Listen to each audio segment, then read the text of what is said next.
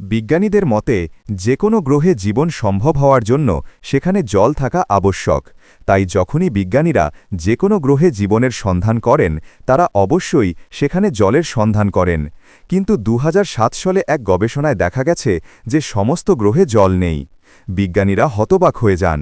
২০০৭ সালে গবেষণা করার সময় বিজ্ঞানীরা পৃথিবী থেকে প্রায় ১২ বিলিয়ন আলোকবর্ষ দূরে এত বিশাল জলের মেঘ খুঁজে পেয়েছিলেন, যা তারা সম্ভবত কখনো কল্পনাও করেননি। কারণ এই মেঘের ভিতরে পৃথিবীতে বর্তমানের চেয়ে ১৪০ ট্রিলিয়ন গুণ বেশি জল ছিল, যা কোয়াসার নামক একটি খুব বড় কৃষ্ণ গ্রহভরের চারপাশে ঘুরছিল।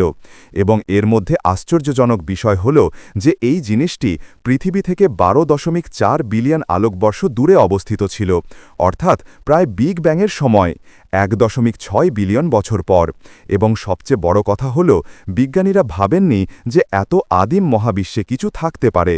এবং যদি আপনি পৃথিবী থেকে মহাবিশ্ব পর্যন্ত সমস্ত রহস্যময় জিনিস সম্পর্কে জানতে আগ্রহী হন, তবে আমাদের সাথে সংযুক্ত থাকুন।